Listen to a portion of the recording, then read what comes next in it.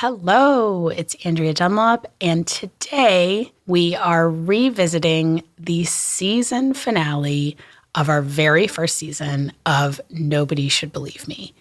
This episode is still one of my favorites that we have ever made and was just such an apex to this whole journey. And I didn't think I would get to have this conversation. So I sort of am still in disbelief looking back that things came together in the way they did. So I will be sharing some thoughts about this episode and what came of this conversation after. So do stay tuned for that. And in the meantime, as always, if you want more, there's a lot of exclusive bonus content on Patreon, or you can subscribe on Apple, same feed. On the main feed, we are going to be bringing you some new episodes in the lead up to season 4, which will be coming out in a few weeks. But in the meantime, we are going to be checking in with the Kowalski case, which is still unfolding.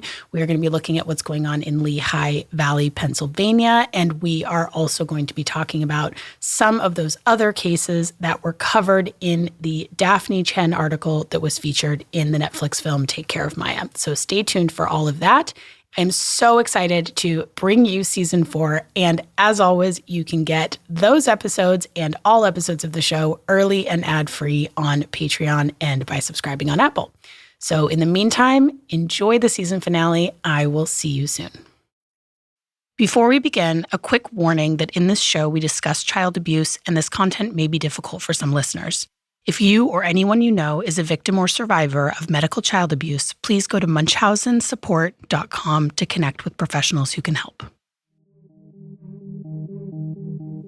People believe their eyes. That's something that actually is so central to this whole issue and to people that experience this, is that we do believe the people that we love when they're telling us something. I'm Andrea Dunlop, and this is Nobody Should Believe Me. I want to preface this episode by reiterating that my sister has never been charged with a crime. The 2 investigations into her for medical child abuse have left me with a fear that has persisted every day of my life for the last decade.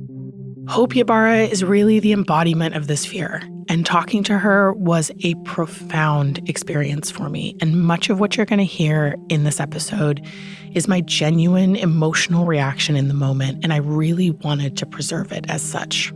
I've never been able to have a conversation with my sister about why she did things like shave her head in high school or apparently fake an entire pregnancy and miscarriage.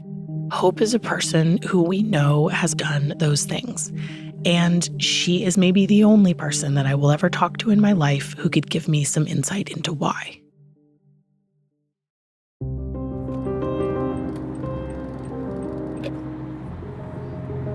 All right, here we go. We are on the road. Finally. I had been text messaging with Hope now for months, and as the meeting time approached, I got more and more nervous. What do you want to get out of this personally? For me, the thing that I could never do, and that I do not foresee having an opportunity to do in my life, is to sit down with my sister and say, I can help you. But that's true, that I could help her. Like, I think there's this part of me that, like, one of the things I've really wrestled with in this podcast that I didn't really even realize I was holding on to is this hope that I'll do this and that she'll hear it and say, I'm exhausted. I want to come home. Help me come home. You know, if Hope could get to a healthier place, that would be a good thing. If that could play out in some sense that, like, Robin could have a better relationship with her, if Paul could have some kind of peace with that situation late in his life, and if they could have some kind of healing. Again, this is not like the thing where, like, okay, they're all going to be having Sunday dinner every night. You know, it's like, I don't think that's like a realistic outcome for families that have this kind of thing happen. If her kids could get some answers, it could be better than it is now. And I think that if there's a chance for me to leave this family situation a little better than I found it, then I think that would really help me too. That's like a personal motivation. I want to look at her and say, like, I'm sorry that you were in so much pain that you felt like you had to do these destructive things. Like, I'm sorry you found yourself in that place. That must have been really awful. That doesn't excuse anything that she did, but that's true. I do feel that way. I started off 10 years ago with my sister wanting to help her. And that was because I still loved her. And, you know, this question of like the mental illness thing, it's really tricky because where I think we associate mental illness with like someone not being in their right mind, they're doing a specific thing to get a specific outcome. And they're doing it knowingly. And that's a really hard thing to empathize with. But I think it's really important that we keep in mind that they're doing it because they're in a lot of pain. And if we could address that pain before they get so destructive, that would be ideal.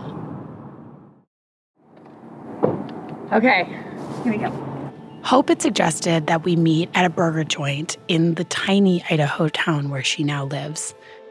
My producer, Tina Knoll, who'd been with me on this entire journey, and I walked through the door of this little burger joint that had this retro 50s decor and was playing like 50s jukebox music. And we sat down in a booth and glued our eyes to the door.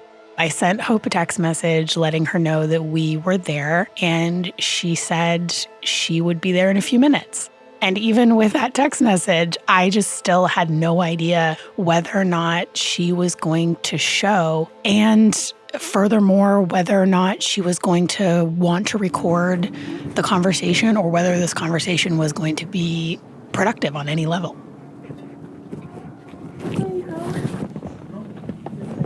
Hi, nice to meet you. Nice to meet you.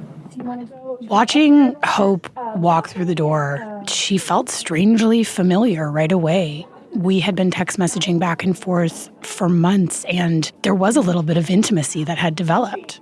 We asked Hope almost immediately if she would be willing to let us record the conversation, and she agreed. Yeah, I'm Hope Allison Pusher, and I give you permission to use whatever's on this recording for whatever means you need to use it. Thank you, miss. It was really focused on trying to have this be a conversation between two women. So we started off just with small talk. This is my favorite place to go. It's a good spot. So what else is there to do here in town? All we do is when we go out to eat, this is out to eat. This is the big date night spot? Well, and we don't hardly ever do it. Yeah, we don't go out. We don't do much. We sit at home, and now that Hang we out got with the dog? now we got our baby. Take care of the baby. More information than what we say. Even though Hope seemed warm and friendly and on one level forthcoming, from the get-go, she was keeping up the facade that she is deaf. This is something that she's done for many years now. She did it in all of her prison interviews, and she did it with her parents when they would come to visit her, despite the fact that we know she is not deaf. I made a very deliberate choice not to challenge her on this assertion or really anything that she was going to say during the course of this conversation, because I knew that that would lead to defensiveness, and I wasn't looking to Hope to get facts. I was looking to her to get insights and to have what I hoped would be a human moment between the two of us. You've been written about a lot, and I wanted to keep this podcast from being a thing about you, not with you. And so now that we have you are with us, you're about to start a new job at Walmart. What makes you happy now? What brings you joy now? Right now, being with him, that's what makes me happy. Hope is referring here to her boyfriend who joined her for the interview. He's very affectionate, very much a caregiver like me, so we take care of each other. Not a day goes by that he doesn't tell me something sweet or special. What do you want people to know about Hope? that I'm an individual. I have feelings. And that I love my family, especially my children, more than anything on this planet. Regardless of what I've done and the choices that I've made, what I would say to all of them is that I am so sorry for everything that I put them through. I was selfish. I love my family, especially my children, more than anything on this planet. It was not fair and not right that I put them through what I put them through. She was always my baby girl, and I have so much regret for hurting her. And in the process, hurting the other two as well. I was selfish, and I will carry that guilt for the rest of my life for hurting all of them. My biggest hope is that my kids one day see that I didn't do it to hurt them. I didn't do it because I don't love them. I did it because I didn't know better. I thought that's what I needed to do. What have your revelations about that been? Because I think that might really help people understand better how things get to that point. There's other ways to feel loved. I didn't feel loved. I had a wonderful husband. I had 3 wonderful kids. I didn't see another way to feel loved. And that's just something that's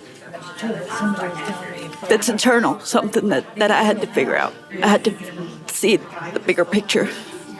That I'm loved regardless of what people say, or how people respond. You said nobody wants to feel like an outcast.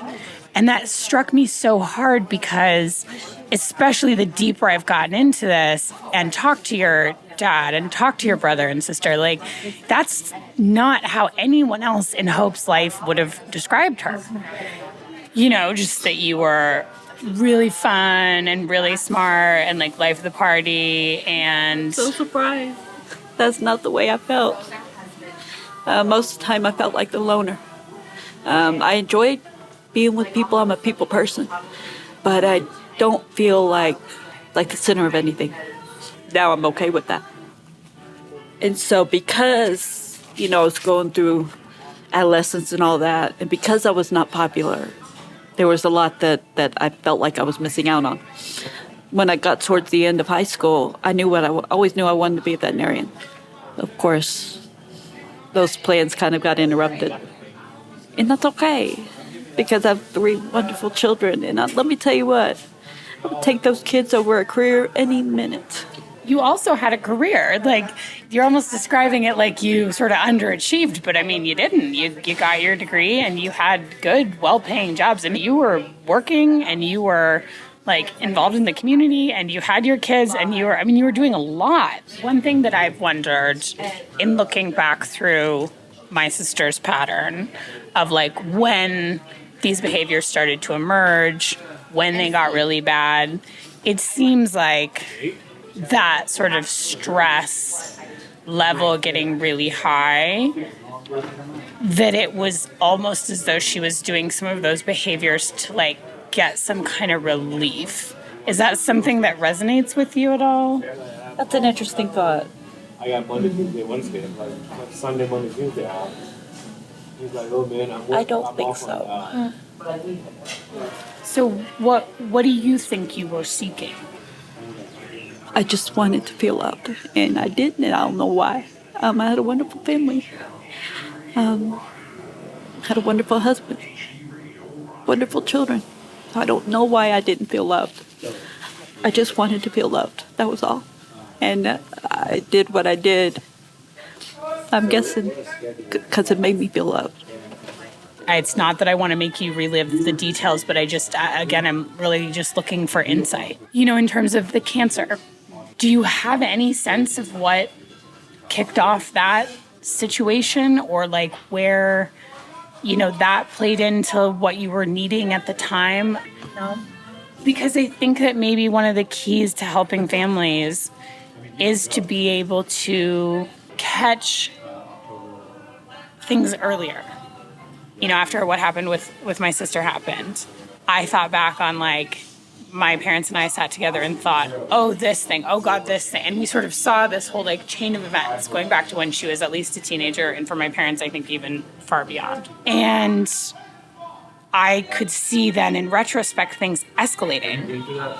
Is there a moment when we could have said, you're clearly going through something. You're clearly doing some destructive things to get what you need, to get your emotional needs met. Like, I think that's a better way to say it, right, than getting attention, right? Like you said, acceptance, love, those things. Like, I wish that I could have seen those behaviors as sort of these cries for help that they were. And it's clear that those were cries for help now in terms of like, my sister is not getting her emotional needs met. She does not feel loved. She does not feel accepted. She feels alone. All of those things that you've described to me today. I wish that I could have seen those seemingly bizarre behaviors as, oh, this is a symptom of what she's feeling on the inside. And then like gotten to her, helped her address what she was feeling before she ever hurt anyone else. Was there a moment some of these feelings really started to manifest for you, and like what could someone have done? Meeting with counselors and seeing what the source of the behaviors was or could have been. Now at the backside, I can see the truth. And what do you think the truth is? That I am loved. Regardless of what my life looks like or how I feel, I am loved. I couldn't have picked a better father for my children. And he's done it all alone. Because of my stupid decisions. He's had to do it all alone. And I know that's some hard work.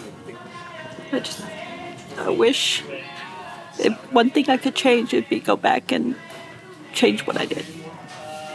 So they would have never broken apart to begin with. When you think about your younger self, before the very beginning of these behaviors and like before it escalated to the, stuff with the cancer and all of that, like what would you say to your younger self? Look at the bigger picture. Stop looking within and look throughout. Do you get now the sense that your internal reality did not match the external reality? Very much so. The way I feel, a lot of the time it's not true. It's false perception. My big focus and part of my changing now, I want to make sure that I don't ruin another relationship. The guilt that I have, not only with the kids, but I hurt Fabian and his family as well. And it was not fair. If I could have changed anything, aside from not hurting the kids, I wouldn't have hurt the man who was standing by my side through everything. But I did. And he did what he needed to do, walked away. I'm going to make sure that I don't make that mistake again. Your family had some very sweet things to say about you. Do you want to hear one? Well, I can play for you some sound. And Nick had some really sweet things to say. Really? Mm-hmm. I'm surprised. And you have really good memories of you. I'll turn it up really loud. They just repeat what she said. Well, here, we'll listen to it and then we can kind of, talk you through it. Yeah. So Hope was the oldest of the four of us, so she was kind of, when Mom was gone or Dad was gone, she was kind of the adult in the house, which was always kind of interesting because she was a bit of a wild one sometimes. But we were really, really close, especially as I got into high school. And that's really where my relationship with Hope had grown a lot because she was the first person in my family that had gone to college. She did really well. She was doing well in her life and it was kind of an inspiration for me. So when she had her oldest kid, she was still in college, and so I spent a lot of time, we got to go out and see her and kind of see what that life was like, and so it was kind of inspiring to me. Like, she was someone I wanted to kind of be like. And So Nick is saying that he was very inspired by you. That he looked up to you, and he was very inspired by you. and you taught him something that he still remembers today. And he just so looked up to you, and you were the first person in, your family to go to college, and He wanted to be like you and be as successful as you were.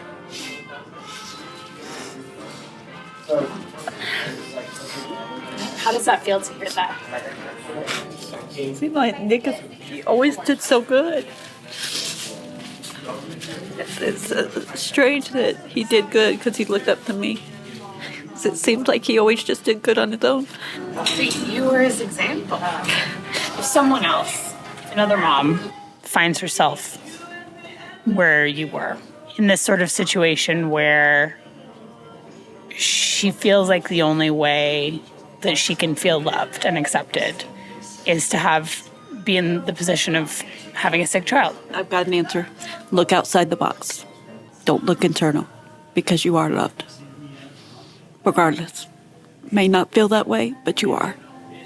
Because you don't want to wait till you get to the other side of a bad decision to be able to see it. Don't wait till it's too late. Because that's what I did. If you could go back and grab your hand, right in the middle of that, what would you say to Hope? What would you tell Hope to do? I would have told my mother. If she couldn't help, she would have found the right help. I wish I could go back and tell my sister that. And that's the thing, I guess, what breaks my heart is my sister could have said that to us. Oh my God, we loved her. We would have done anything for her. She could have come to us and there's part of me that's that's all I ever wanted was her to just say please help me. Part of me with this podcast almost hopes that I'll put this out there and she'll say, I'm tired of doing this. I want to come home. I don't think that'll happen, but It's a wish. it's a wish. It's a wish. And the hardest thing about talking about it is having to admit that you've done wrong. Yeah. To accept that you've messed up. And that's the hardest thing about talking about it. Yeah. You have to face the facts. 8 years into my imprisonment, I still hadn't faced the facts. It wasn't until I'd given up on myself and my family that I was kind of forced to face the facts.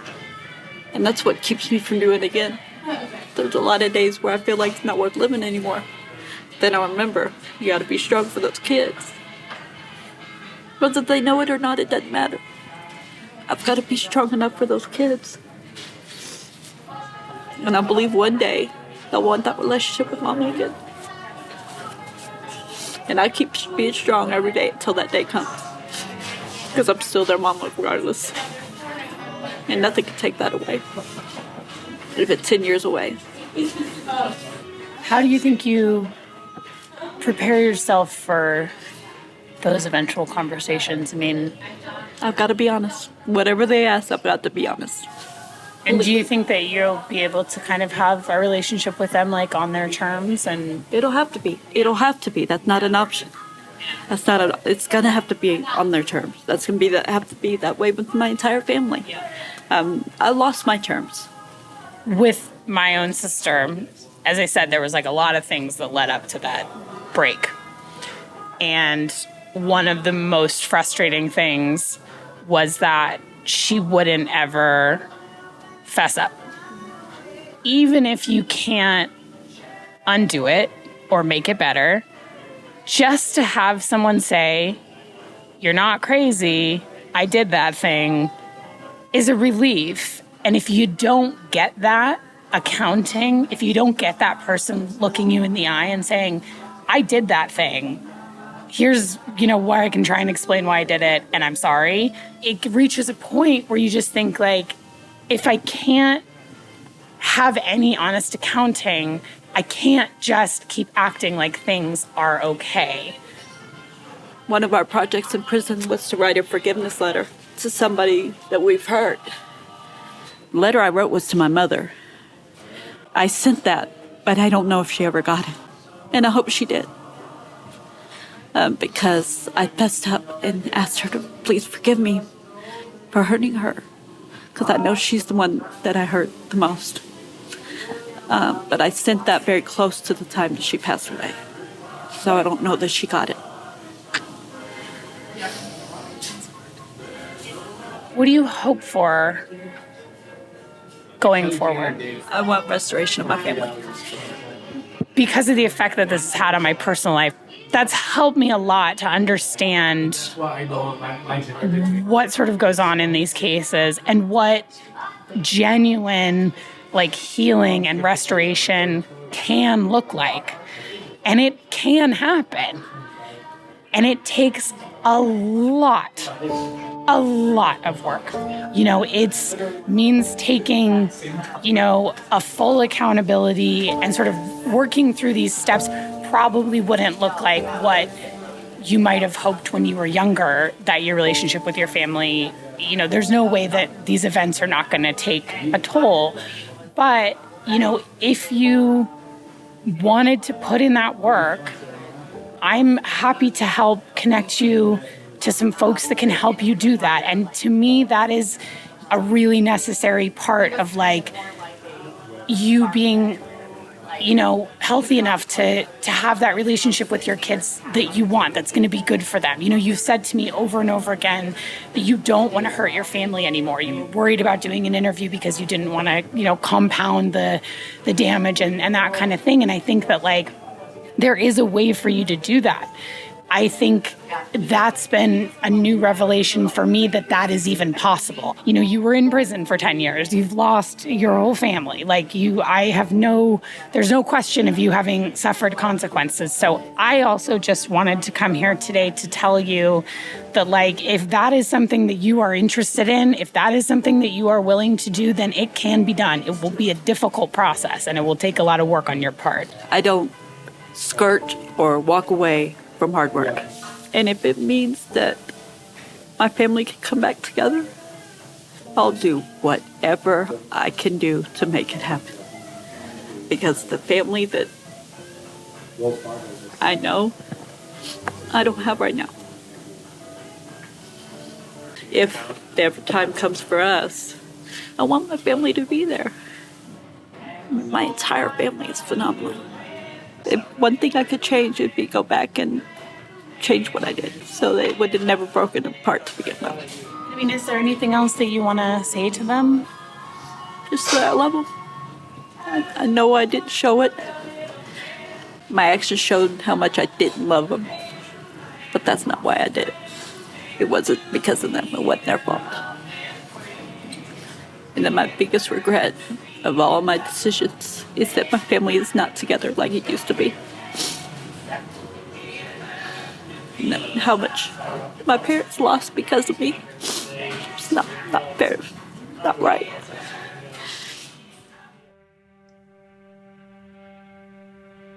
My empathy for Hope is real, and I don't think that it's helpful for anybody to put her at the remove of making her into a monster.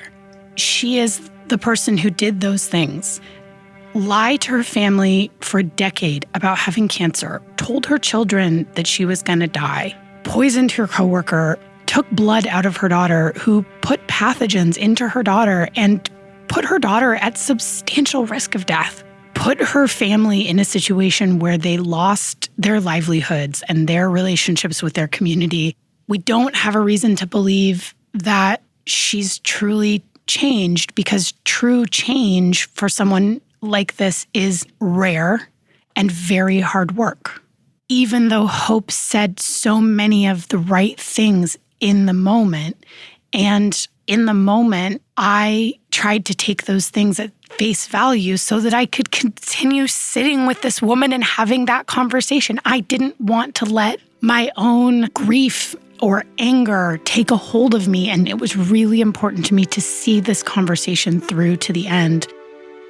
The moment that it was over, I felt tremendous relief, and I felt the veil of Hope's influence lift. My producer, Tina, and I met up with two friends after this extremely intense conversation. As we walked those several blocks, I sort of felt reality rushing back towards me.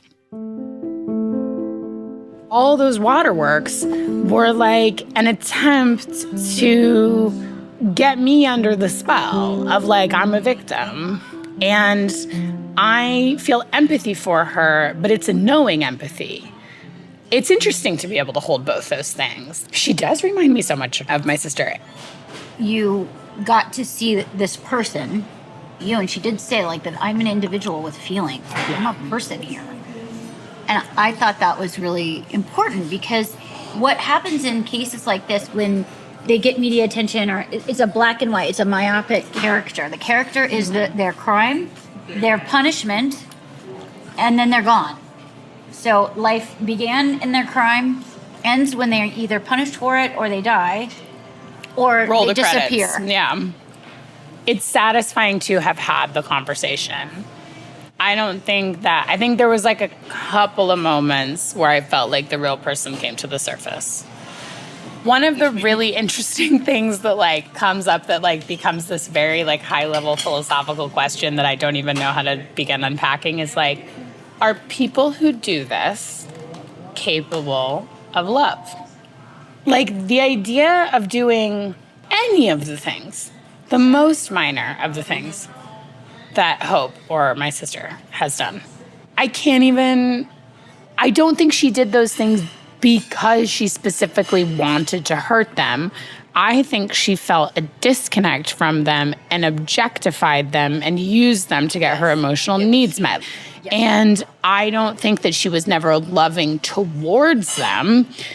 I think she might have been. And actually, from Robin's description, she was. And I think that she can learn to have more empathy. I do think that's something, but it's crossed my mind that Hope having this contact with me is something she could try to leverage to get what she wants. I do think she wants back in the family fold. I do think she wants all those people to love her, and I could be a means to that. And that's why I was kind of trying to make it clear to her today is like, I'm not talking about, oh, they just need to forgive you. Like, they don't. I don't know if they want any of those things. Like, I have had to have this conversation with my parents. If you are on your deathbed, do you want me to call her? That's their choice. I'm not going to be all, you should reconcile at that point. No, because she's going to come in there and manipulate them. What I realized during the process of this is that, as I was I said to Hope, I was like, I think there is a very irrational part of me that has hoped that if I do all this, if I put all this out there, that somehow I'll put this out in the world. She's going to pick up the phone and say, I'm tired of living like this. I'm tired of hurting people. I want help. I want to come home. What I also realized is that I have a death that I have never grieved properly. And what I really need to do is say goodbye. I need to say goodbye and just let her be gone. Because I think that that's the thing that we all struggle with, those of us in the blast zone. Like, how do you reconcile the fact that this person that you loved and have many good memories of, in some cases, not in all cases, turned into this other person who did these monstrous things that you just can't even wrap your head around? And I think, like, I have to say goodbye and to stop regarding the person out there with her name and face as my sister. It's not my sister anymore. And I think that's where this ends.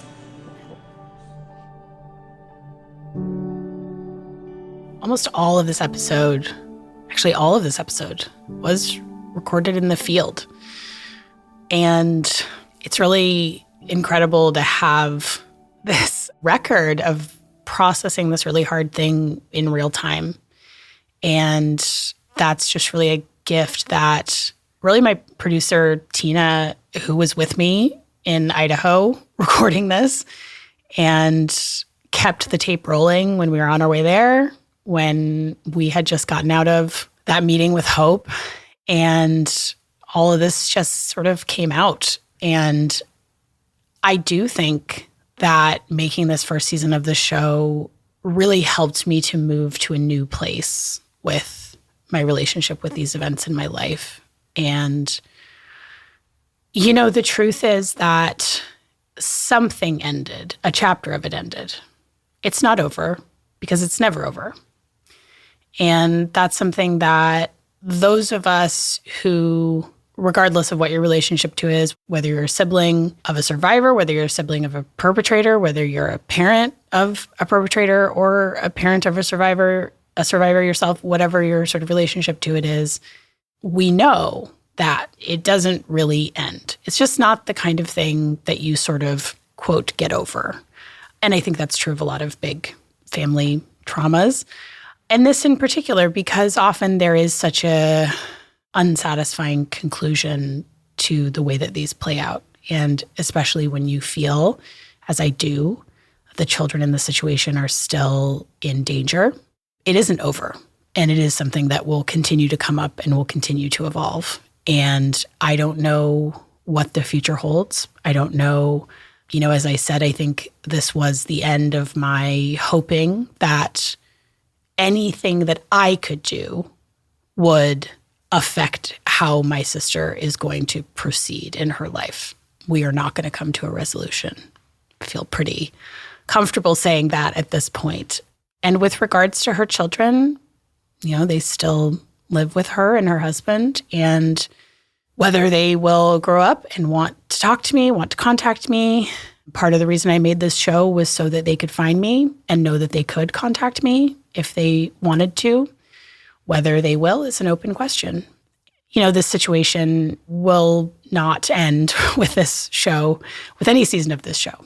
But it was a really important, I don't know if you feel this way, I hate using the word journey. It just brings to help every bad self-help cliche, but I don't know what else to call it. It really was sort of an epic journey making this show. And it was so hard to get this interview with Hope. We had months of back and forth where she agreed to an interview, pulled out of the interview. I think she invented at some point a lawyer that was prohibiting her from doing the interview. I don't think that person necessarily exists. I'll never know, like many things about Hope.